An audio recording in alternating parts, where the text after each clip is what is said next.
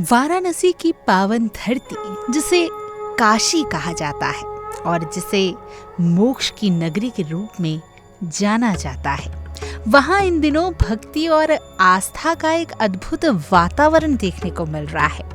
गंगा की पवित्र धारा के किनारे बसे इस प्राचीन नगर में भगवान जगन्नाथ से जुड़ी परंपरा एक बार फिर श्रद्धालुओं के मन को भाव विभोर कर रही है।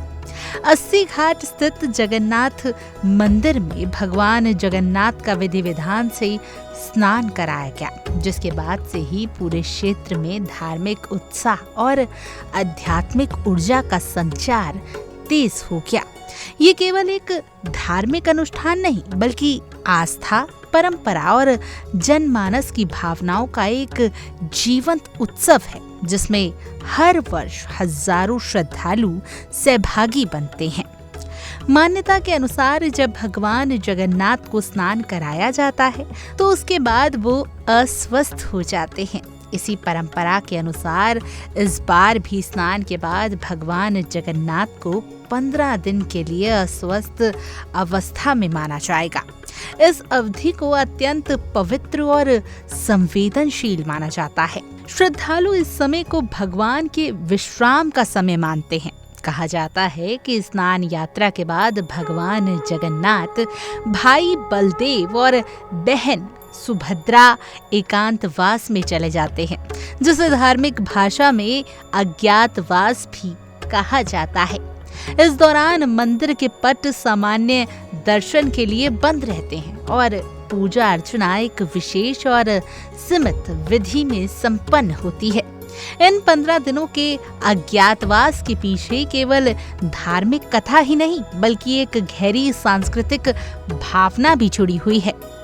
भक्तजन इस समय को भगवान के भीतर की दिव्यता के पूर्ण जागरण का समय मानते हैं। वो मानते हैं कि जैसे मनुष्य भी विश्राम के बाद अधिक ऊर्जावान होकर लौटता है, वैसे ही भगवान जगन्नाथ भी इस विश्राम और अधिक दिव्य स्वरूप में भक्तों के बीच आते हैं। यही कारण है कि इस अवधि के दौरान श्रद्धालु धैर्य और श्रद्धा के साथ भगवान के पुण्य दर्शन की प्रतीक्षा करते हैं।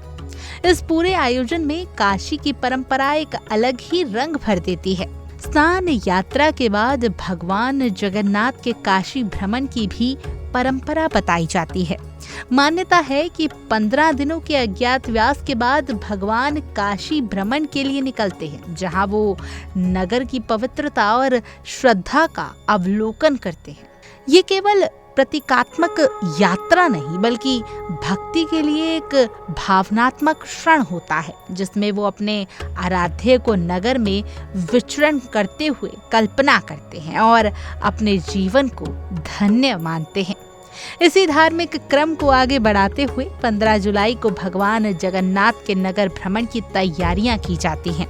ये दिन विशेष रूप से महत्वपूर्ण माना जाता है, क्योंकि इसी दिन भगवान अपने भक्तों के बीच पुनः प्रकट होने की तैयारी करते हैं। पूरे नगर में इस अवसर पर विशेष सजावट की जाती है। मंदिरों को फूलों से सजाया जाता है और वातावरण को भक्ति रस से भर दिया जाता है। श्रद्धालु दूर दूर से इस पवित्र क्षण के साक्षी बनने के लिए काशी पहुंचते हैं। इसके अगले ही दिन यानी 16 जुलाई से रथ यात्रा मेले की शुरुआत होती है। ये मेला केवल एक धार्मिक आयोजन नहीं, बल्कि काशी की सांस्कृतिक पहचान का भी एक महत्वपूर्ण हिस्सा है। 3 दिनों तक चलने वाले इस भव्य आयोजन में भगवान जगन्नाथ अपने भाई बलदेव और बहन सुभद्रा के साथ रथ पर सवार होकर भक्तों को दर्शन देते हैं। ये दृश्य अत्यंत दिव्य और भावुक होता है, जहां हजारों श्रद्धालु एक साथ जय जगन्नाथ के जयकारे से वातावरण को गूंजयमान कर देते हैं। रथ यात्रा के दौरान पूरे नगर में एक अलग ही ऊर्जा देखने को मिलती है। सड़कों पर श्रद्धालुओं की भीड़, भजन कीर्तन की गूंज, ढोल नगाड़ों की आवाज और फूलों की वर्षा इस आयोजन को एक भव्य उत्साह का रूप देती है। लोग मानते हैं कि इस यात्रा में भाग लेने से जीवन के सारे कष्ट दूर हो जाते हैं और भगवान का आशीर्वाद सीधे प्राप्त होता है। ये विश्वास ही इस आयोजन को जन जन के हृदय से जोड़ता है। 3 दिनों तक चलने वाली ये रथ यात्रा मेला बनारस के सबसे बड़े और प्रसिद्ध मेले में से एक माना जाता है, जिसे लक्खा मेला की श्रेणी में भी रखा जाता है।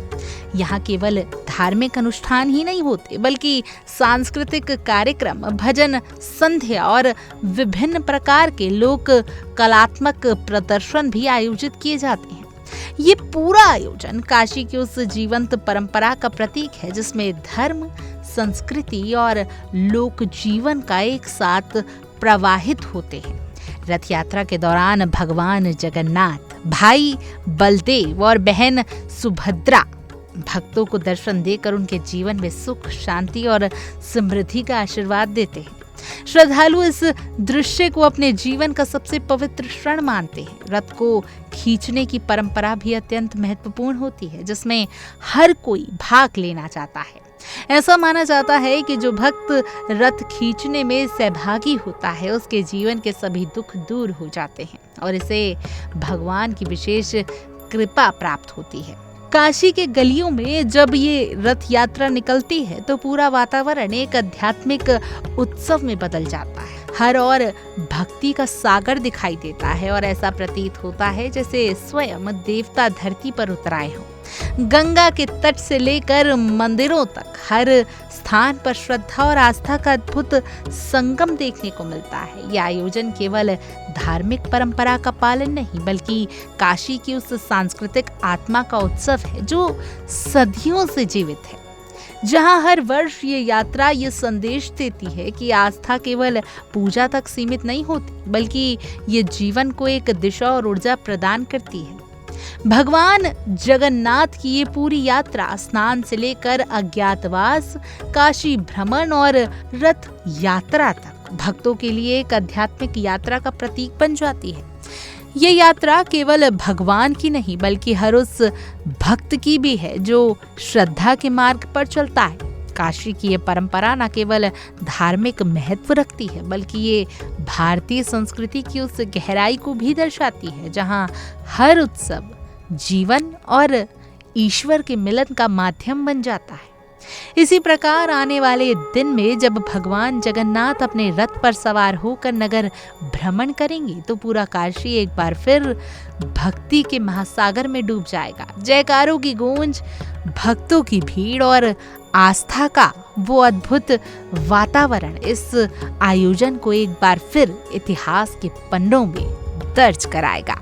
खैर, आप इस पूरी खबर पर, इस पूरी जगन्नाथ यात्रा पर हमारे इंडिया डेली के संवाददाता नित्यानंद मिश्रा की ये खास रिपोर्ट देखिए और इस भक्ति में कहानी, इस भक्ति में खबर को और विस्तार से जानिए। आज ज्येष्ठ पूर्णिमा है और आज का दिन बेहद खास है, क्योंकि आज का दिन महाप्रभु जगन्नाथ जी की स्नान यात्रा निकाली जाती है। मौजूदगी हमारी काशी के ऐतिहासिक जगन्नाथ मंदिर में और आपको तस्वीरों के माध्यम से दिखाना चाहते हैं कि आज महाप्रभु जगन्नाथ जी के धाम में जो श्रद्धालु हैं वो भारी संख्या में पहुंचे हैं। बता दें, प्रातःकाल से श्रद्धालु पहुंच रहे हैं और वजह भगवान की स्नान यात्रा है। ये परंपरा वर्षों से चली आ रही है। काशी की बात की जाए तो काशी का ऐतिहासिक मंदिर लगभग 250 साल पुराना माना जाता है, जहाँ इस परंपरा का निर्वहन पालन किया जाता है।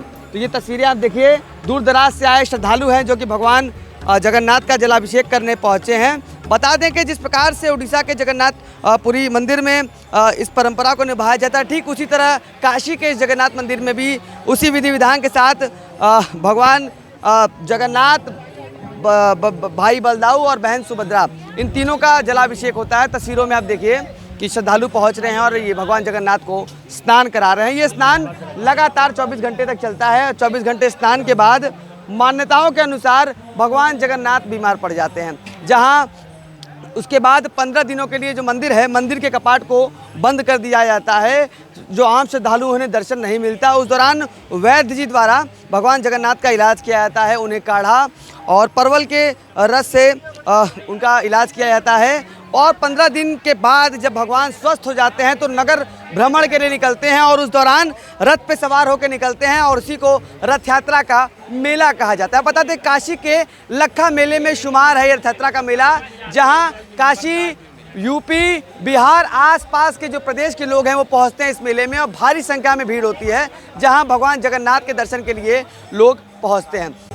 क्या महत्व है आज का? दूर दराज से लोग जलाभिषेक करने आते हैं। आज अचानक से बाबा को क्यों जलाभिषेक किया जा रहा है और कितना पुराना ये परंपरा है? देखिए, वैसे तो हजारों साल से परंपरा है जलाभिषेक का, अनावसर बोला जाता है इसको। वैसे काशी में 1802 से ये चल रहा है।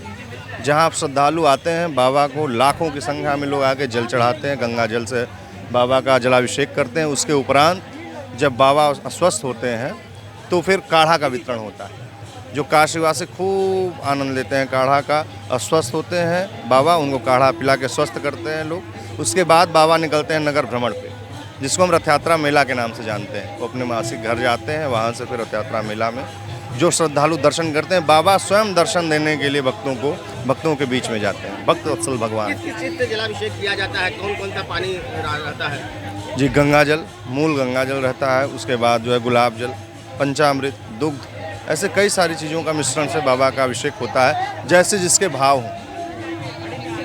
और क्या क्या उसके साथ में रहता है? जल के साथ क्या फूल फल? जी, फूल फल, ऋतु फल है, लोग चढ़ा रहे हैं, आप देख रहे होंगे।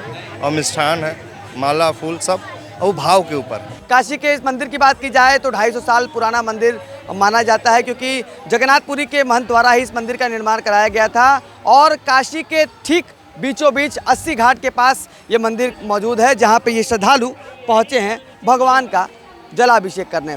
भगवान का जलाभिषेक तमाम चीज़ों से किया जा रहा है, जिसमें गंगा जल, गुलाब जल और कई प्रकार के रस भी शामिल हैं। और लगातार अनुव्रत जो बाबा का स्नान होगा, भगवान का स्नान होगा, उसके बाद वो बीमार पड़ेंगे और 15 दिन के लिए आराम करेंगे। 15 दिन के बाद वो नगर भ्रमण के लिए निकलेंगे और रथ यात्रा मेले की शुरुआत हो जाएगी। वाराणसी से इंडिया डेली के लिए नित्यानंद मिश्रा।